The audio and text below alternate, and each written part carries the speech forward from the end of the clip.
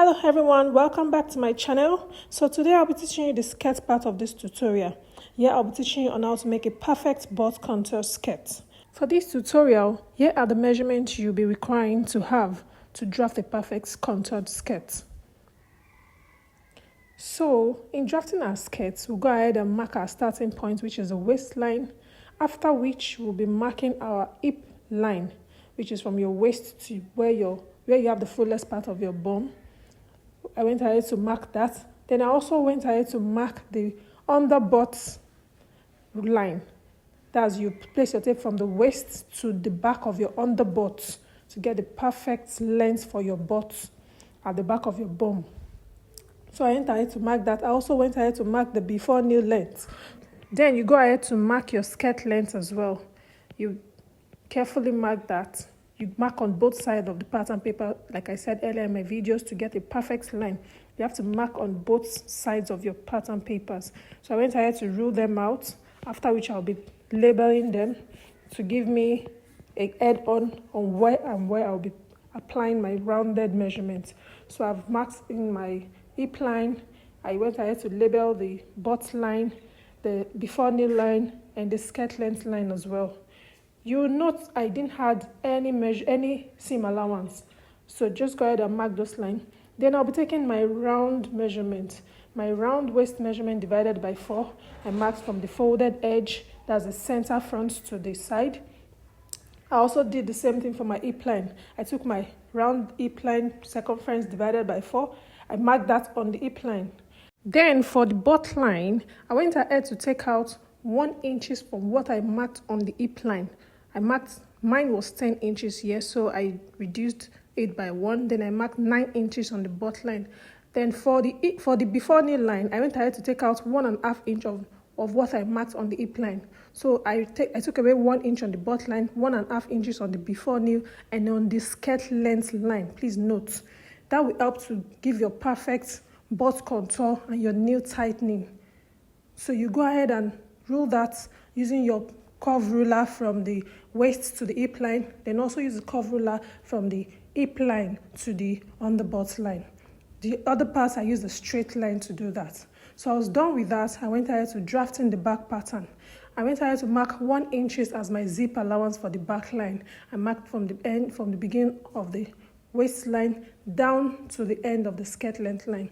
After which I labeled my waistline measurements. I went ahead to rule out the 1 inch I marked for the zip allowance. I ruled them out from the beginning to the end of the skirt length as well. So I'll be taking out my guidelines, which are my hip line again, just as I did for the front. I'll mark out my hip line, my underbutt line, the before knee line, and the skirt length line as well.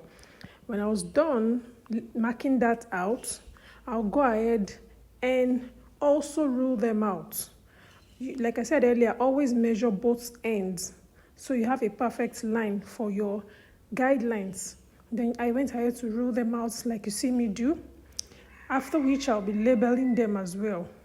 Without proper labeling of your pattern paper, you might get them mixed up, you might get your measurements mixed up. So always do well to label your pattern paper properly. So I went ahead to label the waistline, the hip line, the underbutt line, the before knee line, and the skirt length line as well. Sorry, the skirt length, I didn't know it wasn't really fully showing on the video. Bear with me, please. I went ahead to take out 1 inch on the top part away from the zip allowance. At the upper waist part, I took out 1 inch. Then at the under butt line, away from the zip allowance, I took out 0.75. Then at the before knee line, I took out 1 inch. Then the skirt length line, I took out 1 inch as well. So I went ahead to mark this out using my straight ruler.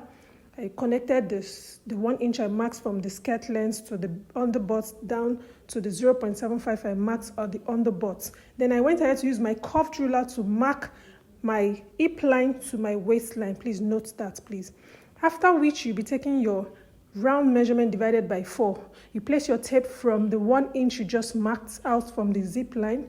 You mark out your waist circumference divided by 4. Then on the hip line, you do the same, your hip circumference divided by 4. Then exactly what I marked for the front, on the underbutt line. I went ahead to take out 1 inch, remember, from the front pattern. So I'll be doing the same thing here. I'll be marking 9 inches. Remember, my hip line was 10. I marked 9 inches on the underbutt.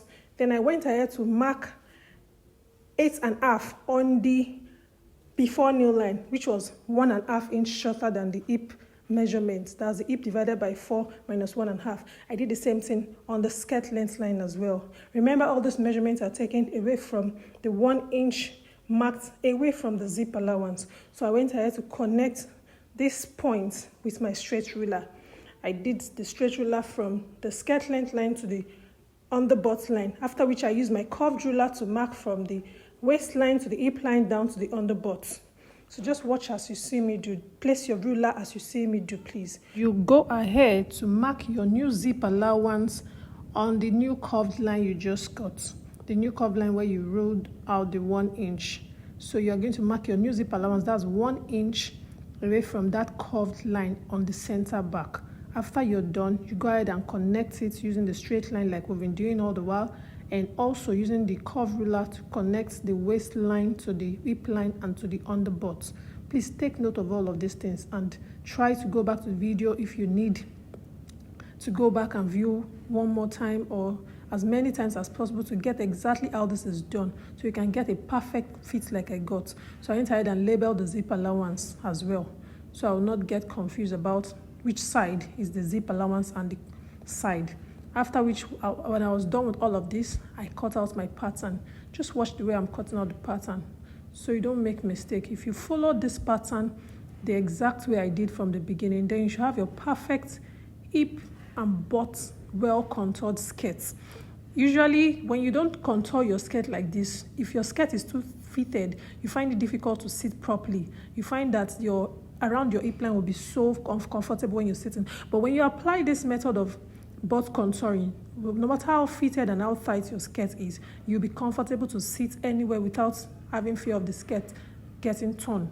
So here I am. I would go ahead and now mark out my skirt dart. Your skirt dart, depending on your measurements, I went ahead to mark my bust span measurement divided by 2. Then I rule them down towards the hip line. For my skirt dart, I usually use 5 inches as the length of my skirt dart. Then on both sides of this skirt dart, I went ahead to mark my 1/2 inch seam allowance. I already added this 1 inch on the waistline when I was marking the waist measurement on the waistline. That's after taking the waist divided by 4, I added extra 1 inches to accommodate that skirt dart I'll be taking for both the front and the back. So I also went ahead to do the same thing. I took the bust span measurement on the back skirt line, then I ruled them out to meet the hip line. Then I went ahead to mark 1/2 inches on both sides of the skirt dart. After which I rule out, I'll be sewing that on the skirts while sewing. So you do that, and there you have it. When I was done drafting my pattern, I placed it on my folded fabric. You know, the pattern paper wasn't folded, but you have to fold your fabric first before placing the pattern paper on it. Then you pin them down as you see me do.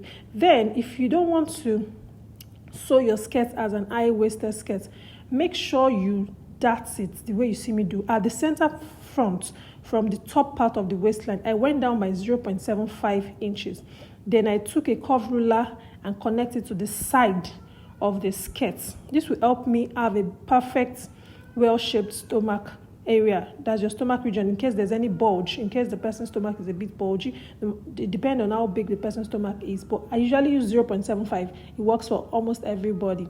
So after which I went ahead to add my seam allowances. Here I'll be using 1.5 inches. You can use 1 inch, you can use 2 inches, do what suits you. Because I'll be turning this with lining on both sides, I decided to use 1.5 inches. So you see, I added my 1.5 inches, then I'm cutting out. Just in case you missed out, the video wasn't well shown. You see, I went down by 0.75 on the top part of the waistline from the folded edge. Then I ruled them out and cut it out. So I'll be doing the same thing for the back cutting. I folded my fabric into 2 like this, the same way I did for the front. Don't forget you fold them into 2. Then for the back, you will not have a folded edge at the middle part. So when you fold your pattern paper, your fabric rather, into 2 like this, you have to first of all slash in, that you slash out the middle part. Then you go ahead and pin them properly and add all the necessary seam allowances you need in sewing this. For me, I added an extra ½ inches at the zip allowance after pinning down my fabric. You see, while cutting that, I added extra ½ inches at the zip allowance because I earlier used just 1 inches as my zip allowance, but I figured out since I'll be turning in the lining and I won't be doing an inseam finishing, I'll be needing an extra ½ inches to turn in my lining. So now my new zip allowance is now 1.5, not 1 inch as I had earlier. So at the other side, I'll be using 1.5 inches as well. See what I'm doing? I'm slashing it open because that part won't be folded. After which I went ahead to mark out 1.5 inches as my side joining. I went ahead to cut out the fabric as you see me do here. I went ahead to cut out the main fabric, which is my Ankara I'm cutting out right now. I also cut out all of my lining using the same pattern. When I was done with the cutting, I went ahead to turn all the sides with ½ inches with my lining. When I was done turning the side, both the zip parts, the side of the skirts, each side, I turned them in with ½ inches. I folded it down as well. I also went ahead to stitch down the upper side and sewed out my dart allowances of ½ inches. See the front pattern? I did the same thing. I've sewn out my zip allowance. I've turned it down. I've turned the sides. I believe you should be able to do this. These are basic sewing. When I was done stitching all of the allowances, what I now did was to bring the front and back pattern together with the fronts facing each other. Then I sew out my seam allowance on both sides after pinning out the zip allowance, of course. Then here I have my perfect contoured skirt looking all beautiful and nice. So do well to like, comment, and tell me where you would be needing help on. I'll be there to answer every question. See you in my next tutorial. Bye.